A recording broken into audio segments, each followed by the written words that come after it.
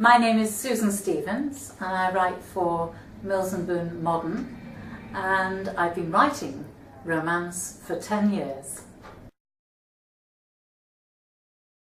It was an amazing evening. It was a charity function for our local hospice, and after the dinner there was a charity auction, and a fabulous author called Penny Jordan had given her services for one day to an aspiring author.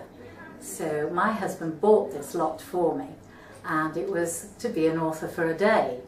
But Penny persuaded me that being an author for a day was very nice, but perhaps I'd like to be an author for a bit longer than that.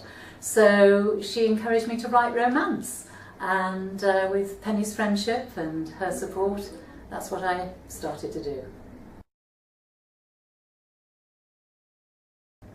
My writing routine begins at 5:30 in the morning, when I get up and throw myself into the shower, still with my eyes shut, and then I shower and I always get ready, do my hair, because I never know who's going to call, and I write all day. I keep office hours, so I write from, I would say I'm sitting at my desk by writing properly at 7 o'clock, and I work through till 5 o'clock, and I take a lunch hour and I take coffee breaks like most people who work in offices. But if anyone comes to the door, I'm ready for them, because I've had my shower, I've done my hair. So it's great fun.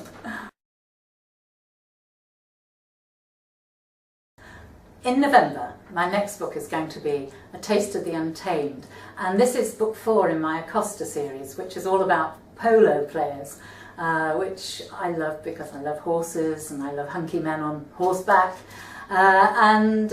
This was just a story that had to be written. This is the oldest Acosta brother. When I say old, he's only in his 30s, so he's still pretty hot.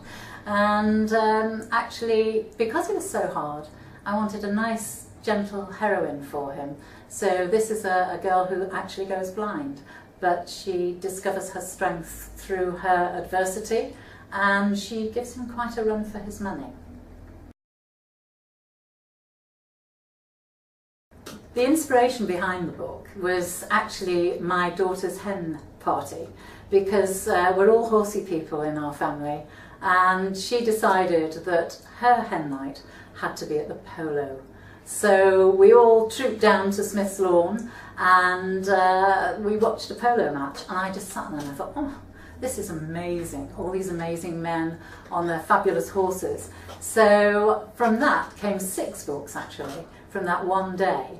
And I then saw a piece on a girl who had gone blind and who had become a sommelier, an expert in wine, and because her other senses had developed when she lost her sight, and she was a very successful young woman, and she was the inspiration for the heroine of this book.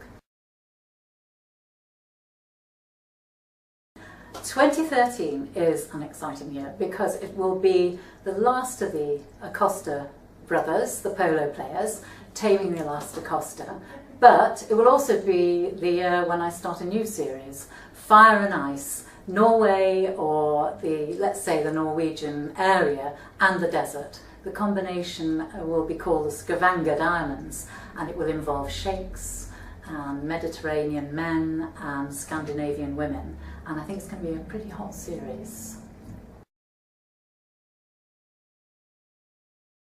The best piece of advice I was given, I had to be dragged kicking and screaming to embrace it, was structure.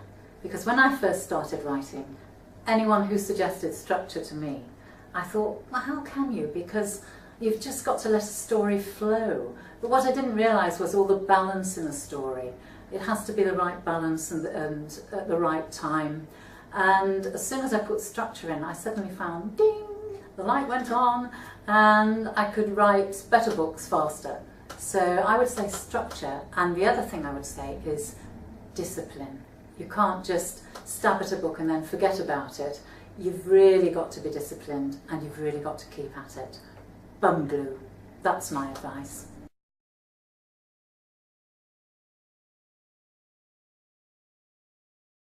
My most romantic moment had to be when I met my husband, who'd come to hear me sing in the days when I was a singer, and it was my night off. So he invited me for dinner instead. and that was on Monday. And by Friday we were engaged, and 3 months later we were married, and I've now been married for 30 plus years. So I believe in love at first sight.